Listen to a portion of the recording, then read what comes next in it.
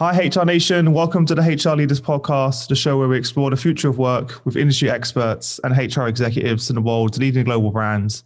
On today's show, I'm joined by Ulf Holmgren, who's the Regional Benefits Lead for Nordics at AstraZeneca. Welcome to the show. How are you?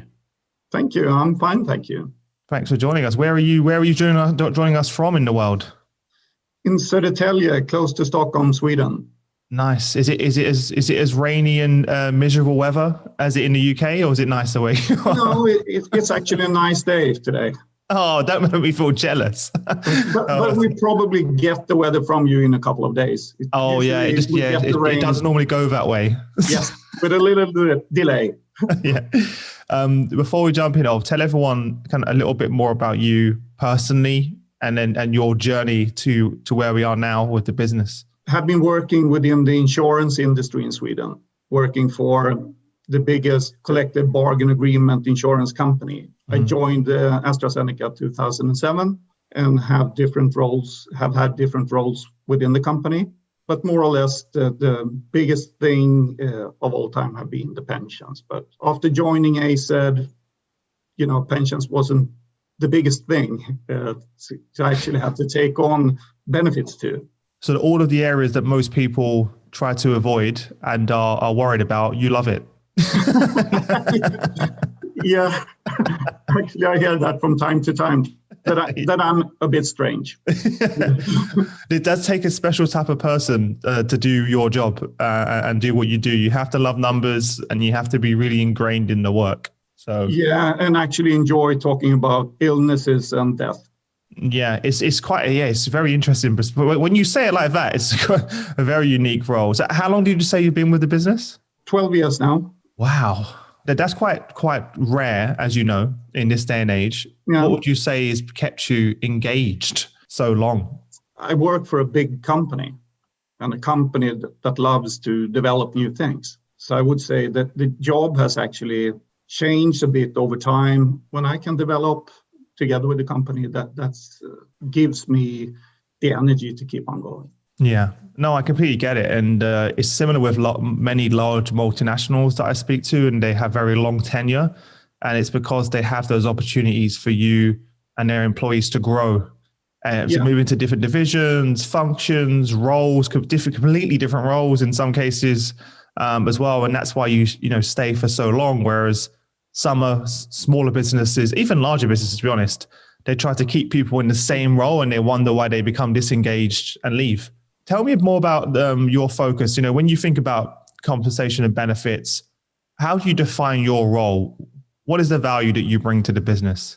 I would say that what we actually try to do is, of course, help our employees to understand the benefits that we have, and not only actually the benefits that AZ is offering, it's also what the state is offering in Sweden. Sweden is a country where you have great state benefits, you have collective bargain agreements with a lot of benefits, but that doesn't mean that people actually understand those. So it's a bit of education, helping people to take, great decisions.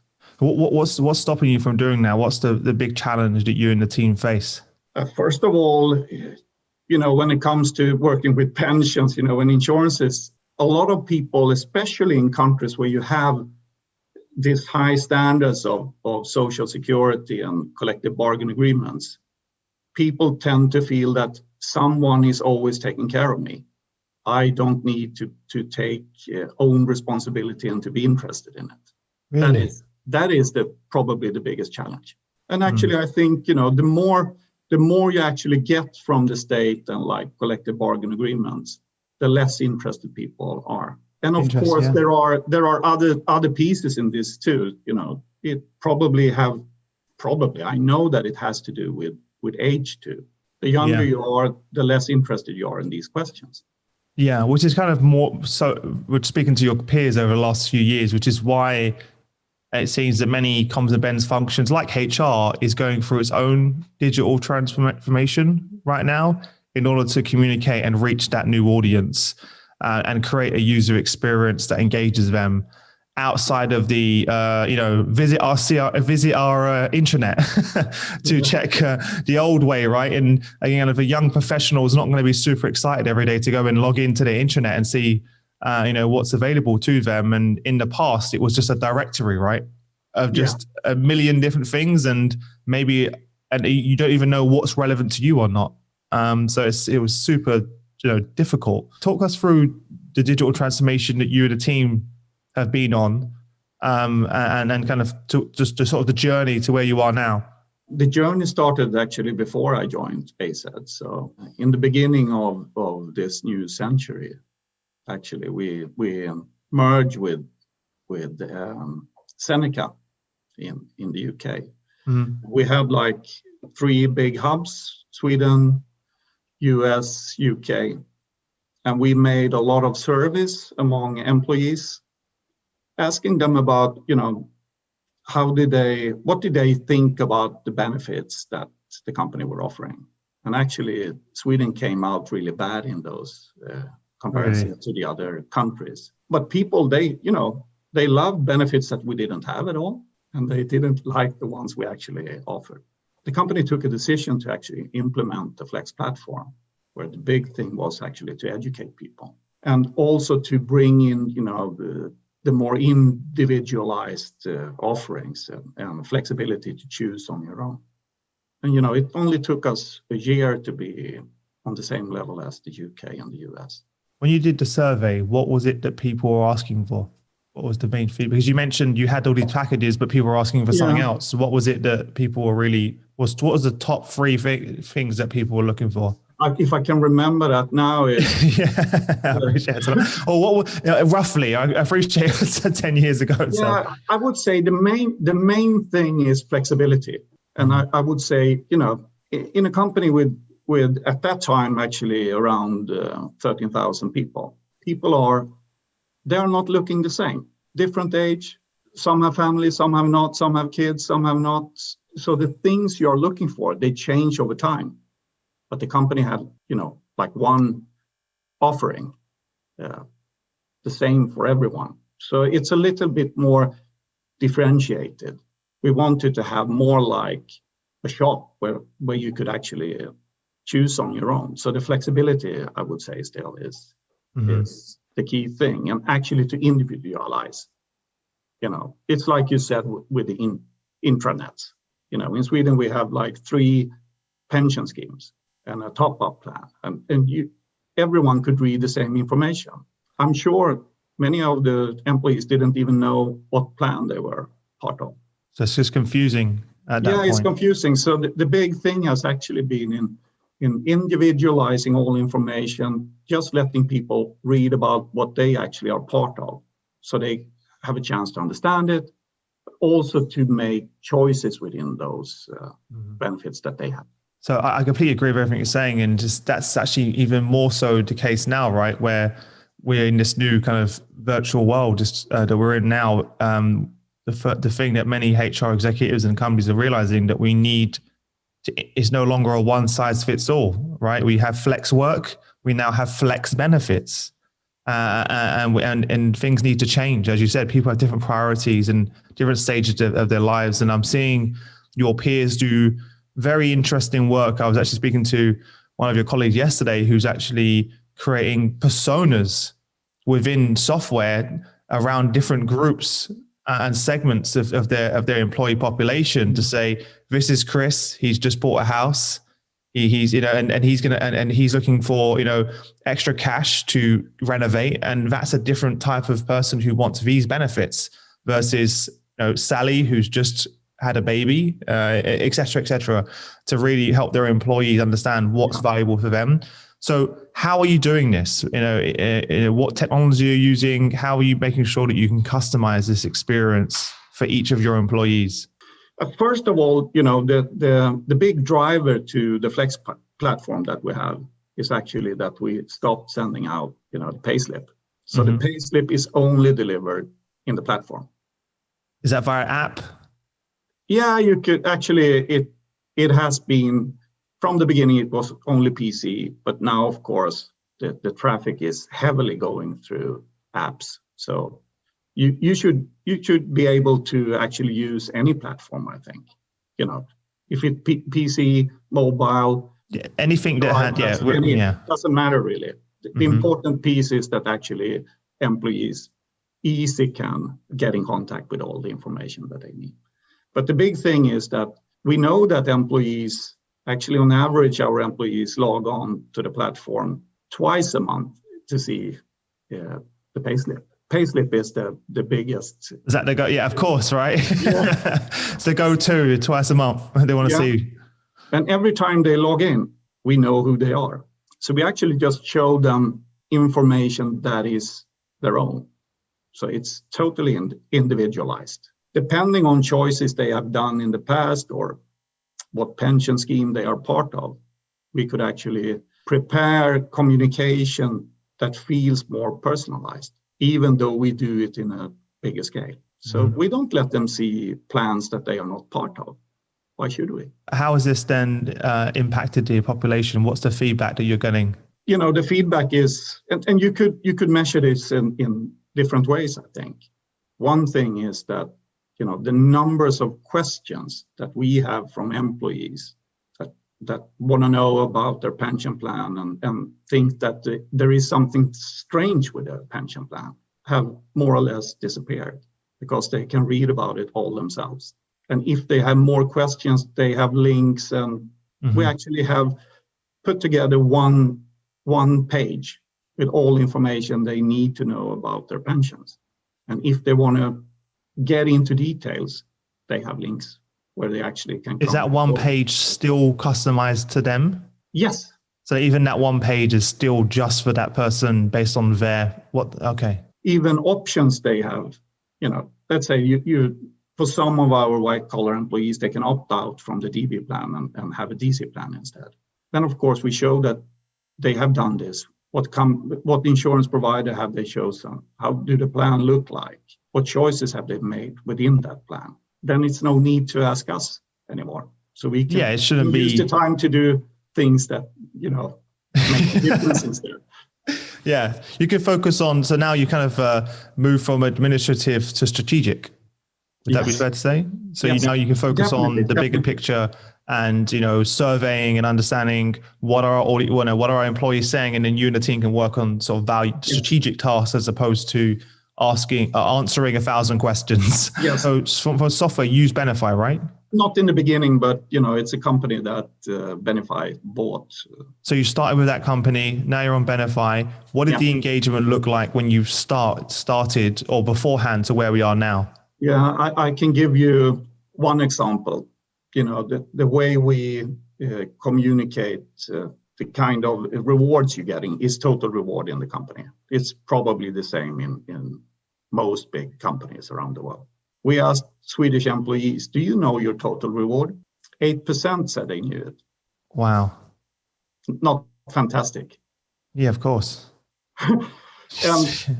If only 8% of people know that, then that's pretty. I'm not surprised actually, though. I don't know why I'm saying. I'm not really surprised because in the way we used to do it in the past, it was so difficult to understand and find the information. I'm not surprised it was 8%.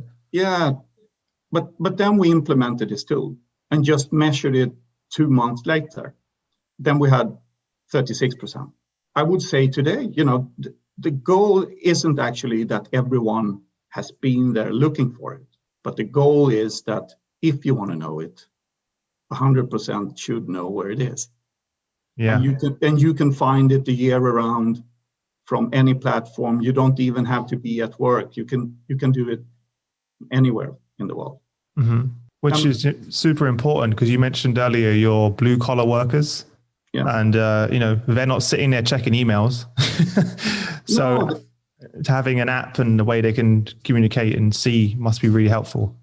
Yeah, and they have actually been, you know, really good drivers for us to make sure that we have information that's relevant for them. And I would say that the payslip is absolutely important for them because they have a lot of different things in how you build up the payslip that they don't even know what they will get, you know, the next month. As we know, having a platform and the technology is just half the battle. the biggest challenges, right, is the implementation and the execution of making it part of the culture and actually embedding it throughout the organization. What advice would you give to your colleagues or that are in the process right now? They may be implementing a similar platform. What are some of the things that you did that worked very well, and what are some of the things that you say that people should avoid, or that you perhaps could have done better in terms of the actual implementation piece and executing on that? I would say you could always do things better. That's why I still work. It's never perfect. It's never perfect. But I would say, of course, you need to think about what you actually, what do you want to stand for as a company? So what are the key things that you offer in the Flex platform? The other piece is, how do you get people to the platform on a regular basis?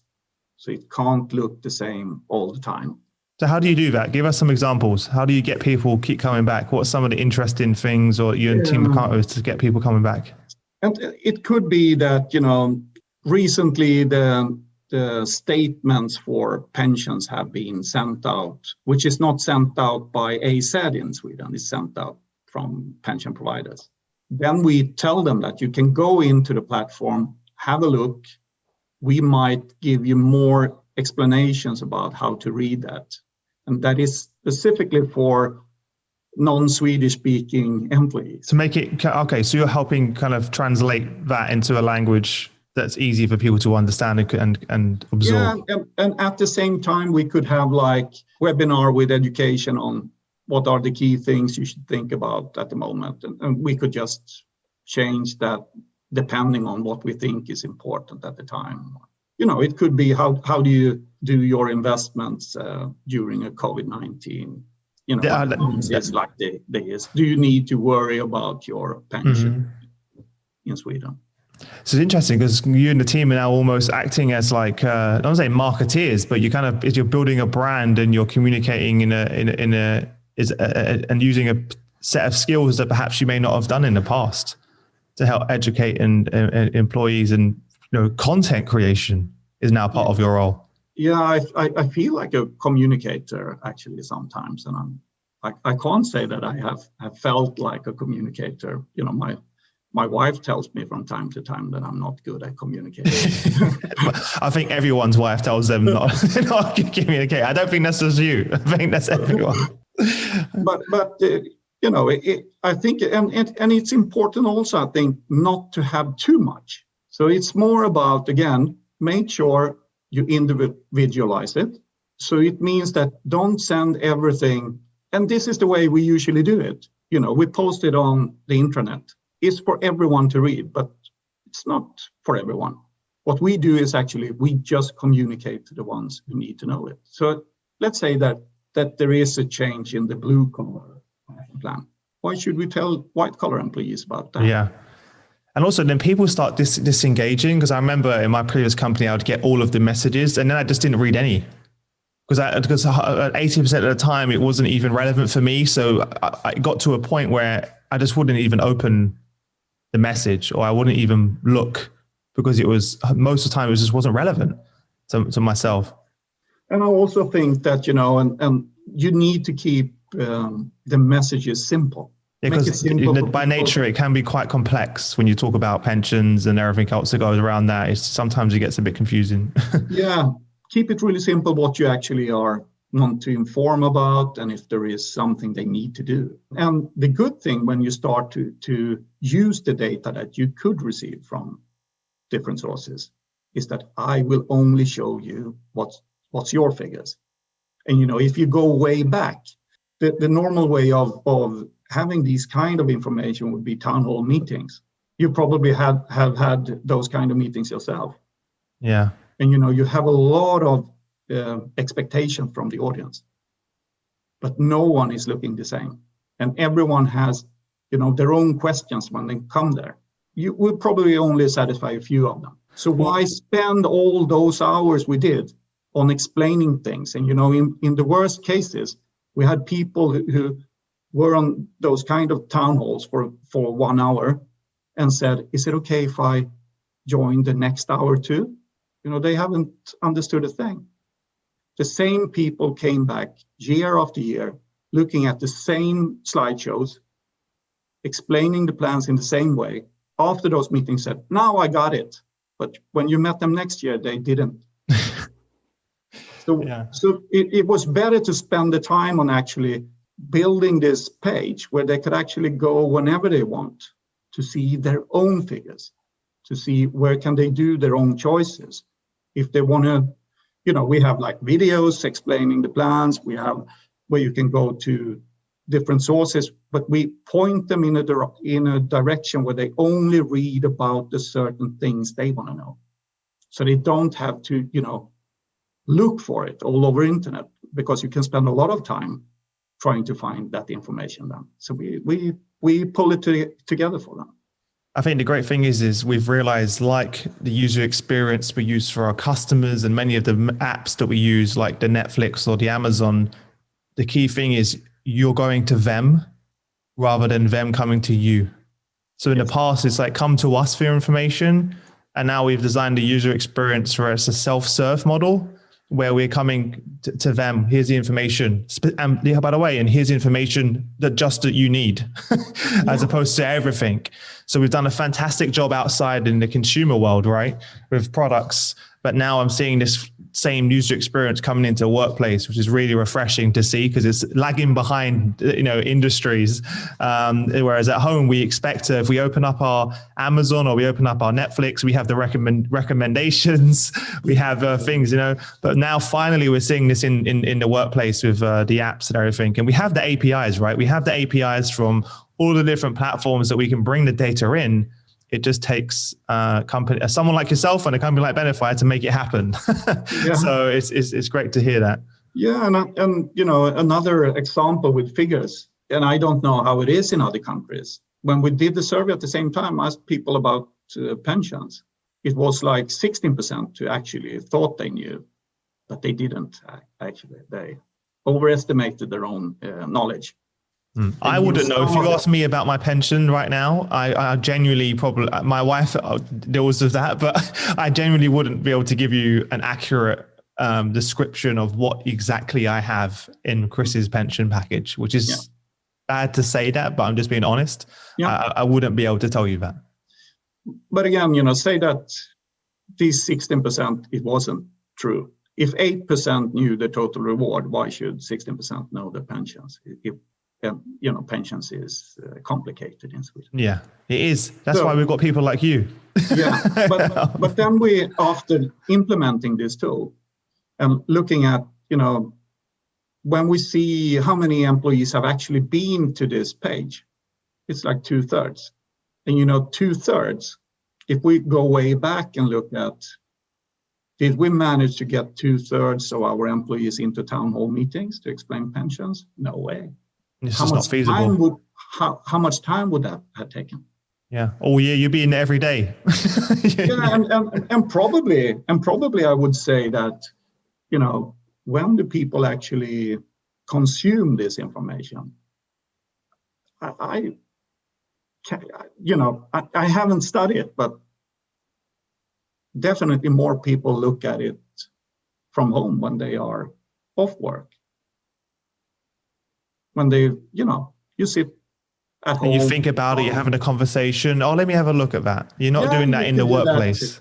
Yeah. No, probably not, because, salaries and pensions are individual in a way. When the salary is individual, the pension is individual too. So you might not want to show your colleague, because then they know your salary. And then we have done offer management tool. That is a thing that we have developed together with Benify, saying that we need this one. We want to give offers that are individual. We don't want the recruiter to sit and working with Excel or because otherwise you can't track the data, or it's not standardized. It's just you're going back a step again. Yeah. So we built an offer management tool. So today, I would say it takes less than 5 minutes for a recruiter within AZ to provide a one-pager that explains the offer in Sweden. Wow. And that looks the same as it actually looks when you go into the Flex platform later on to see your total reward and your pension. So we want you to recognize the offer, from the beginning. And it's real, right? Because it's in the app, it's there. And actually the recruiters can do it in their phone. So if they need to do this offer when they are at lunch, they can do it in their phone. And we are also looking at now to let these candidates actually log on to the platform to see the offer rather than sending them things. So they can log in and look for themselves. Yeah, the tool has been used in different ways. Sometimes the hiring manager are the one who wants to have this one pager to be able to explain a Swedish offer. They might not be Swedish, and you easily switch between Swedish and English. It's just a push on the button and you change language, and all the figures and everything is in there directly. Mm-hmm.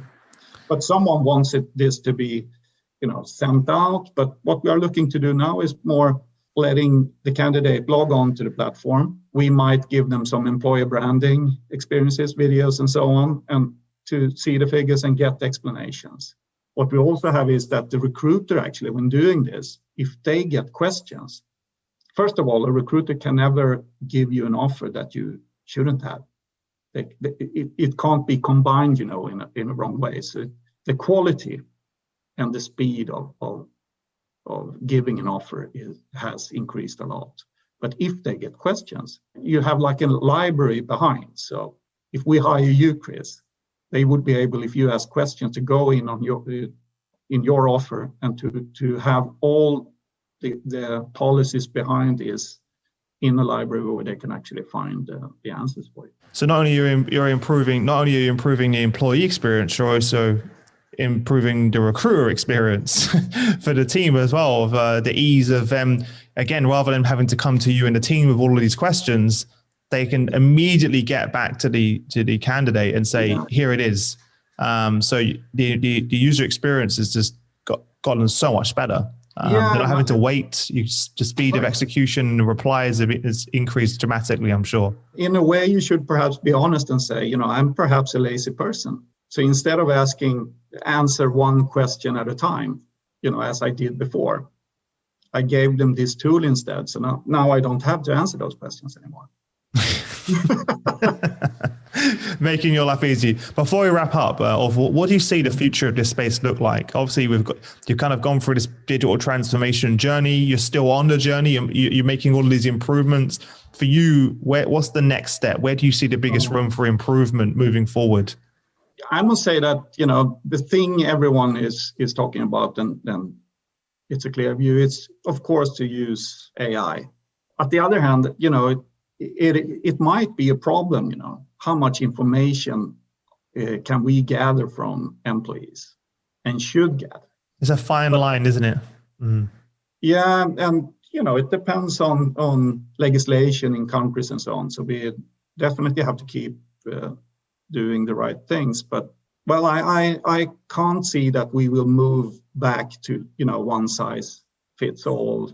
Yeah, those days are gone. If it was already happening anyway. And I think the last 8 months has exponentially pushed that forward, especially with most companies I'm speaking to who are going 100% virtual. Some of the largest companies in the world are announcing we're 100% virtual, and what that means is we need flex benefits, and you can no longer walk into the office and ask a question. So you have to create this ecosystem and user experience where it's self-serve, it's personalized more than ever. And I think the goal is always there should not be a manual how you are doing this. We don't educate people about the system and so on. It should be so easy that it just works. Yeah, you just log in. It's like when the iPhone came. Where are the manual? Yeah, there was never a user manual. That's a good point. One of your colleagues actually spoke to me a few months ago, and they said, Chris, we released a tool and we're really, really concerned because we didn't get any feedback from everyone. And they panicked and said, oh my God, no one's giving us any feedback. It must be a disaster. But what they realized that no one was giving them any feedback, Ulf, because it was already easy to use. So no one had any questions. So they went from being very concerned about what it was. They created all of these online videos of how to use the app, and there was no views. Like there was a few views, so they were panicking, as you can imagine. Oh, no one's looking at it, and they realized actually it was the best thing they could see, because well, I don't need to watch a video of how to use an app. So I will say that is my experience from working with Swedes too. You only hear when things are not good enough. Mm-hmm. So when it's quiet, it's good. Yeah, if you haven't had that much criticism from the beginning, so they have been, they are tired of complaining because they have figured out that nothing happens. It could be that way too, and then it's don't go there. But yeah, it should be easy. You should always look for where do you have your, what do you say, the frictions? Yeah. So I would say key for us going forward is make sure that the 3 customers we have, that we really make their experience better, easier, and so on. And it should be all employees. It's the line manager and people working within HR with administration. So make it better, simpler, more understandable for everyone. Amazing. Well, look, thanks so much, Ulf. It's been a real pleasure speaking with you. And for anyone who's listening that's on a similar journey, I'm sure you're going to get a lot of messages from them as well of how you've done this. Before I let you go, where can people reach you if they want to say hello and connect with you? Where's the best place for them to connect with you? Probably LinkedIn then. Perfect. Well, I'll make sure I'll link your bio in the chat if that's okay with you, for everyone to connect. But thanks for joining us. It's a real pleasure having you on the show, and I wish you all the best until we next chat. Okay. Yeah. Thank you for having me. No problem. Bye for now.